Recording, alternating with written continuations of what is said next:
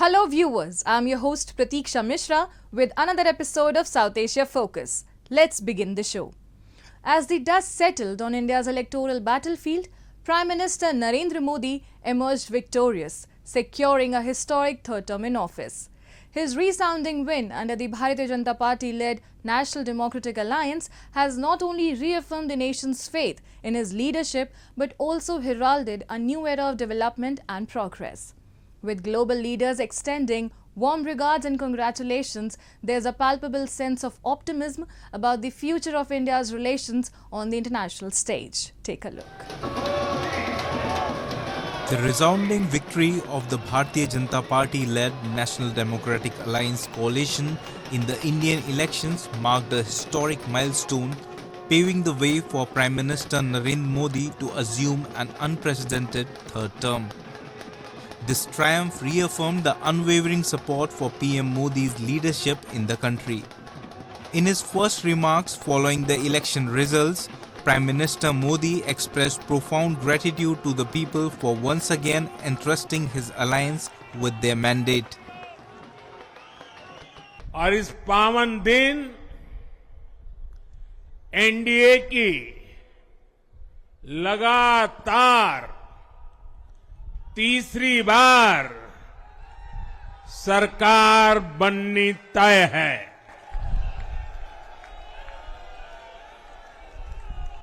हम सभी जनता जनार्दन के बहुत आभारी हैं। देशवासियों ने भाजपा पर, एनडीए पर पूर्ण विश्वास जताया है।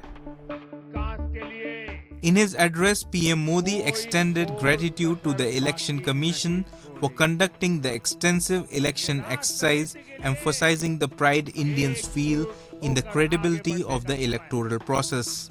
विकसित भारत के हमें निरंतर बड़े फैसले लेने हैं। Additionally, he affirmed that Indians will collectively steer the country towards development, envisaging a new era of significant decisions in this third term.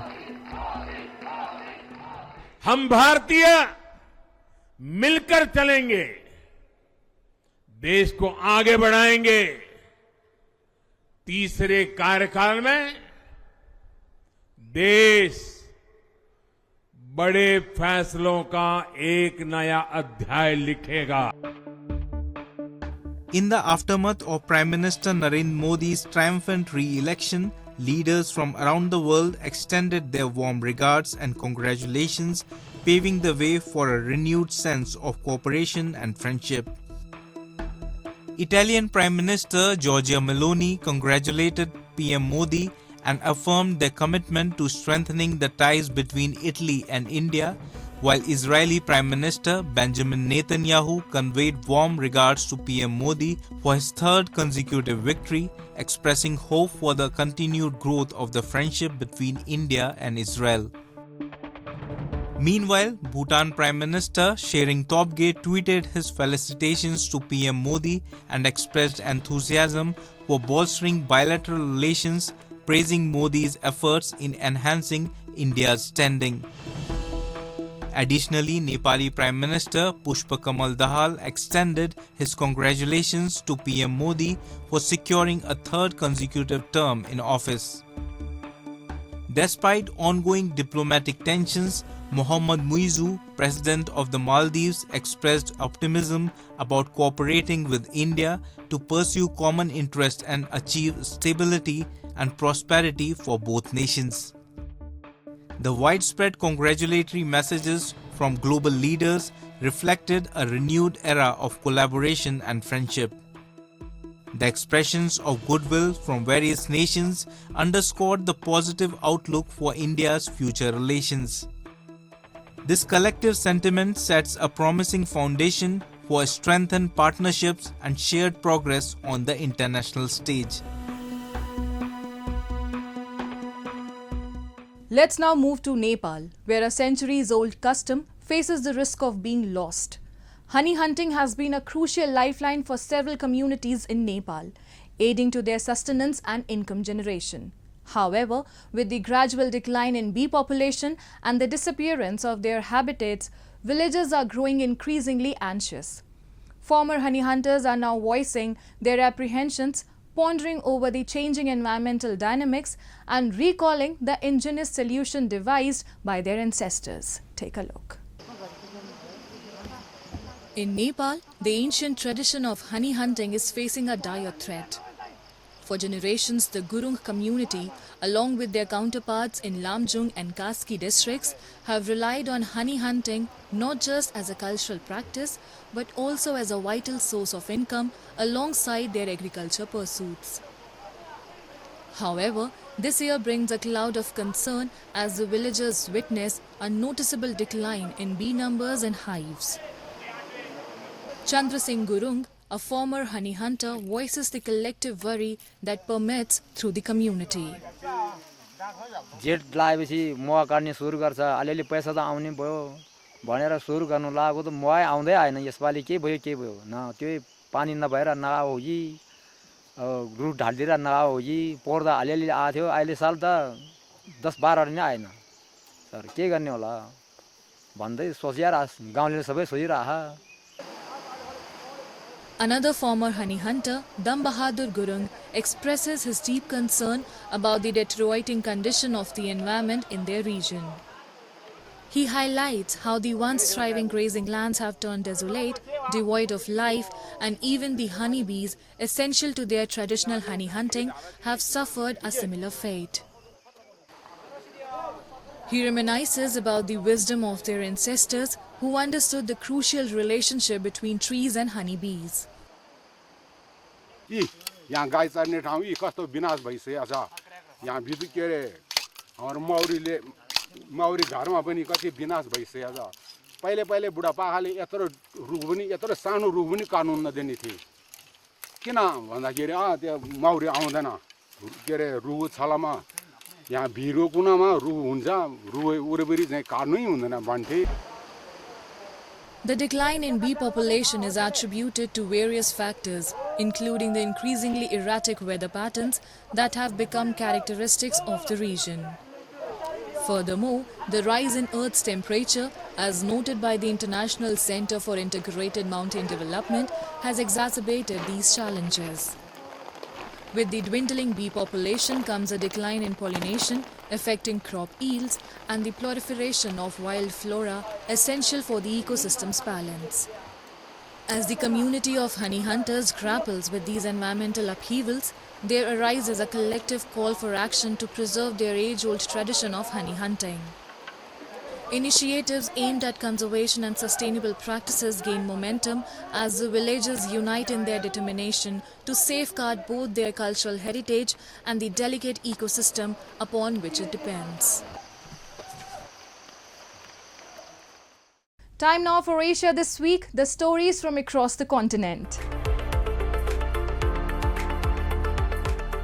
A delegation from Afghanistan's Taliban government was at the opening day of Russia's biggest annual economic forum in St. Petersburg on June 5th. Since the Taliban seized power in August 2021 as US-led forces withdrew after 20 years of war, Russia has been slowly building ties with the Taliban, though the movement is still officially outlawed in Russia. The St. Petersburg International Economic Forum, which once hosted Western CEOs and investment bankers from London and New York, has changed significantly amid the Ukraine war, which has triggered the biggest crisis in Russia's relations with the West since the 1962 Cuban Missile Crisis. Western investors seeking a slice of Russia's vast resource wealth have now been replaced by the businesses from China, India, Africa, and the Middle East.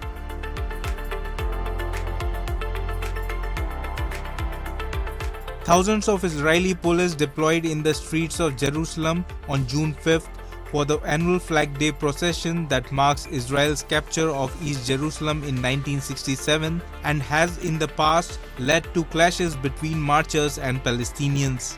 There were minor scuffles in the old city which saw police leading away some marchers and standing outside a Palestinian shop, preventing marchers from approaching it. The walled old city of Jerusalem, home to some of the holiest sites of the Jewish, Muslim and Christian religions, has been a regular flashpoint for trouble, often from visitors from outside the area, where the three communities live in close proximity among the narrow alleyways. The march this year takes place as the war in Gaza approaches the start of its 9th month, adding to concerns of wider violence.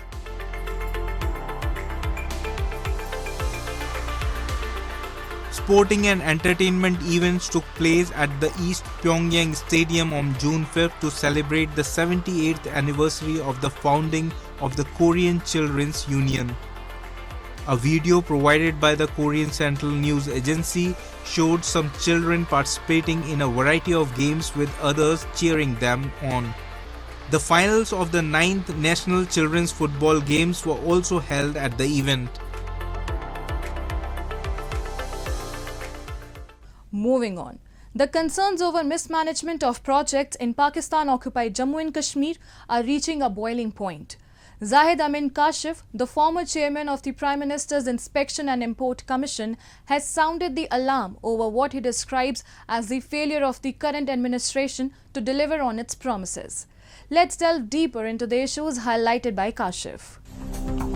The mismanagement of projects in Pakistan-occupied Jammu and Kashmir has become a pressing concern, raising questions about governance, transparency and accountability within the region. Numerous instances of inefficiency, delays and allegations of corruption have marred the execution of vital infrastructure initiatives, leaving POJK's residents frustrated and disillusioned. One of the glaring issues plaguing POJK is the failure to deliver on promised mega projects. Despite assurances from the administration, the past financial year saw a conspicuous absence of profitable ventures. Even smaller scale projects with budgets as modest as 2 crore failed to materialize, reflecting a systematic breakdown in project planning and execution. Zahid Amin Kashif, the former chairman of the Prime Minister's Inspection and Import Commission or POJK, recently raised his voice against the wrongdoings of the current administration in the region. इस एक तरक्याती साल में जिसमें वज़ीर आज़म चौधरी अनवारुल हक साहिब रहे हैं और हैं, एक नया मेगा प्रोजेक्ट भी मुजफ्फराबाद को, जिसे आप दारुल हुकूमत आज़ाद कश्मीर का कहते हैं और कैपिटल सिटी कहते हैं, और ये एक हल्का भी है, पूरी एक इंतखाबी कॉन्स्टिट्यूंसी भी है, एक तरक्याती मेगा प्रोजेक्ट, बड़ा प्रोजेक्ट 6 करोड़ 2 करोड़ से ऊपर का एक भी नहीं मिल सका। 30 करोड़ 40 करोड़ की तो बात की बात है। न सिर्फ ये हुआ बल्कि जो जारिया प्रोजेक्ट्स थे जितने भी थे उन्हें इन्होंने तरीके से स्विच उनका ऑफ कर दिया, मुंजमद जिसे कहते हैं फ्रीज कर देना, ताकि लोग समझें।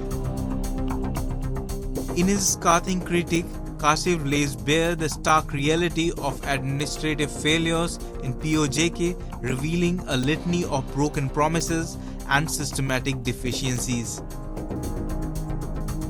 4 चौक थे मुजफ्फराबाद के, एक चौक पे अभी काम थोड़ा थोड़ा आहिस्ता जारी है और 3 चौकों को इन्होंने ऑफ कर दिया।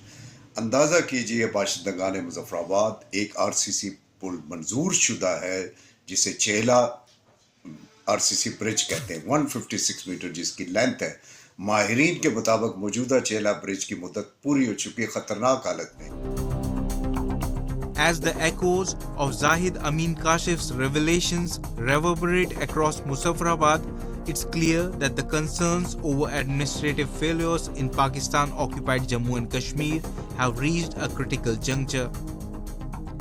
The allegations of mismanagement, corruption and neglect have struck a chord with residents who are growing increasingly disillusioned with the current state of affairs. Kashif's stark assessment sheds light on the systematic breakdown in governance, transparency and accountability within POJK. The failure to deliver on promised mega projects, the abandonment of crucial infrastructure initiatives and the absence of key officials during vital planning phases paint a grim picture of an administration in disarray. In the Indian city of Jaipur, a beacon of hope shines brightly through the efforts of Manu Kamboj, a dedicated gymnastics coach and recipient of the prestigious National Youth Award. At a local sports academy, Manu mentors children and teenagers from economically disadvantaged backgrounds, guiding them through a rigorous gymnastics training program. With his expertise and encouragement, young athletes are not only honing their skills but also striving to achieve excellence in the sports. However, Manu's influence transcends the boundaries of sports, reaching into broader spheres of community impact. Take a look.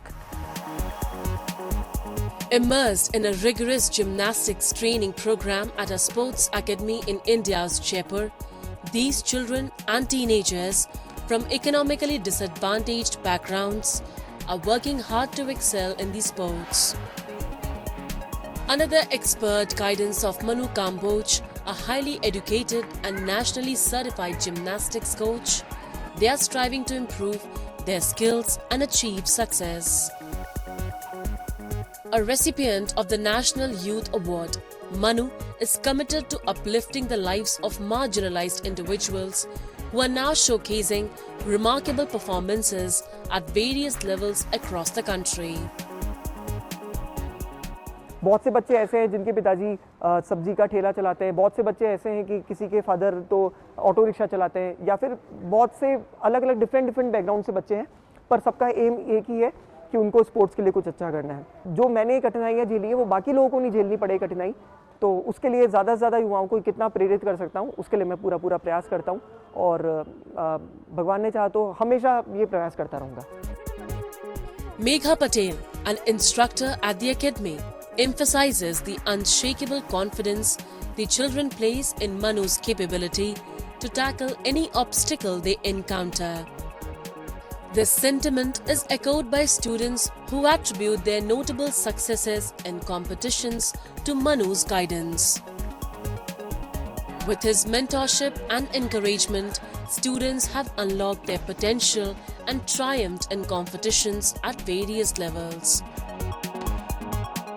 जब भी किसी बच्चे को किसी भी चीज़ की need हुई तो उनका सीधा टारगेट ये होता है मनु सर होंगे तो सॉल्व हो जाएगा सारा प्रॉब्लम।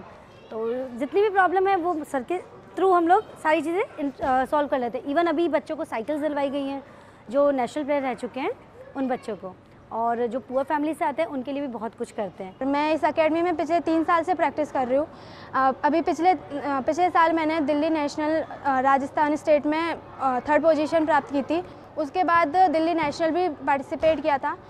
और मनु सर मैं 3 साल से प्रैक्टिस करा रही हूँ, इनके साथ मैंने 3 साल से प्रैक्टिस की है और मैंने नेशनल ट्रैम्पोलिन में भी ब्रॉन्ज मेडल लिया है। और मेरे पापा ऑटो ड्राइवर है, इसके बावजूद भी मनु सर ने मेरी काफ़ी हेल्प की है इस चीज़ में, और मैं आज जो भी हूँ इस पोजीशन तक ये सब मनु सर की वजह से। Operating a youth club Yuva Sathi Sangathan, Manu extends his support to hundreds of children from ragpicker backgrounds, offering them opportunities for growth in cultural, sports and youth development. Through his initiatives, he aims to empower the underprivileged children, providing them with a sense of belonging and purpose. In doing so, Manu not only changes lives but also inspires hope and opportunity for a brighter future.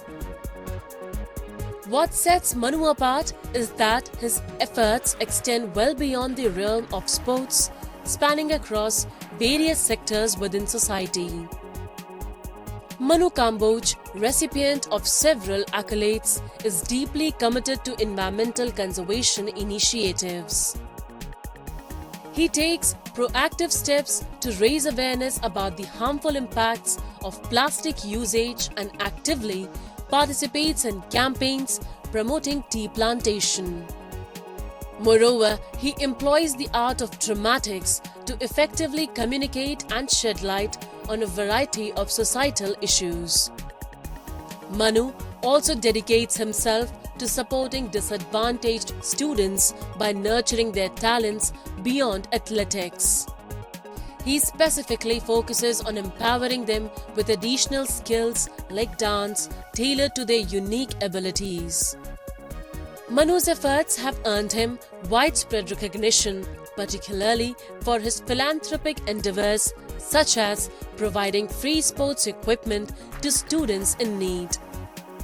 With his unwavering dedication and compassionate heart, Manu Kamboj leaves an indelible mark on society, reminding us all of the profound impact one individual can make in shaping a better world for generations to come.